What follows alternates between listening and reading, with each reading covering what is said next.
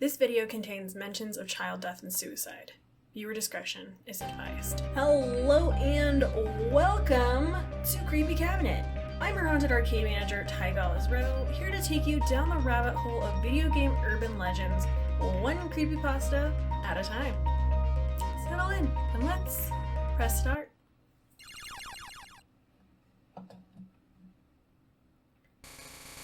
So here's the story.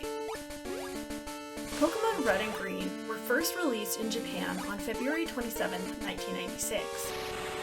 These were the very first Pokemon games to ever hit the market, and not long after their release, some strange stories started going around. Allegedly in 1996, after the release of Red and Green, 200 children in Japan died under mysterious circumstances. Some became severely ill, with symptoms including vomiting, nosebleeds, and falling unconscious. Others committed suicide by hanging. None survived. The cause of these mysterious deaths was said to be tied to an in-game location in Pokemon Red and Green, Lavender Town, which is essentially a haunted Pokemon graveyard. In particular, these children were supposedly being affected by the song that played in Lavender Town. The haunting melody was said to contain certain pitches that could only be heard by children, explaining why no adults were affected. Furthermore, any adults who decided to look into what was going on with the deaths in the game wound up dead themselves. The stories were allegedly confirmed by a leaker at Game Freak named Sato Haruo. Lavender Town Syndrome, aka the Lavender Town Tone, aka the Lavender Town Suicides, finally came to an end when the updated version of the game, Blue, was released. The song was altered in this version, and the deaths stopped. Now, here's the truth. In short, this is all bullshit. The story originally came from a creepypasta posted on Pastebin, though that post no longer exists. There was never any data found to support that these were real events or that there were any actual connections between the games and child suicides. Though Pokemon Red and Green did not cause a slew of child suicides/deaths in Japan, the anime did have an episode that caused seizures in hundreds of children in Japan in 1997. A New York Times article described the situation like this, quote, "The scene apparently combined almost simultaneously two techniques that are frequently used in cartoons.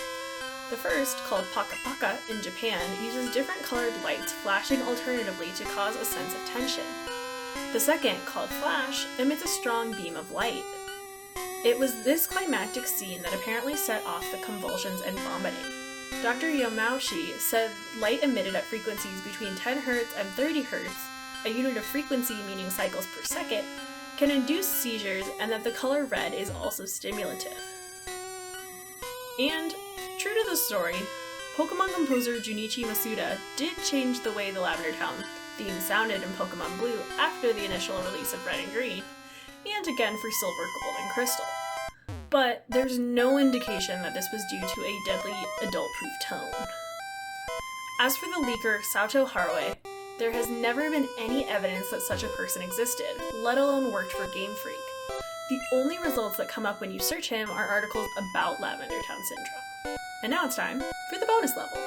While not directly related to Lavender Town Syndrome, there is another story about the ghostly bird called the Dead Raticate theory.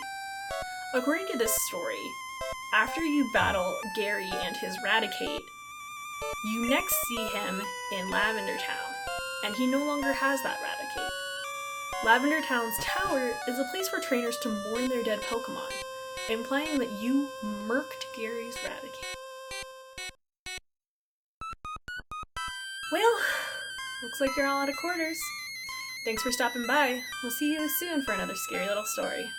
You can find me on Twitter at @OWolfkeeper. Creepy Cabinet is a project of Uppercut, which you can find at Uppercut Crit and patreon.com/UppercutCrit.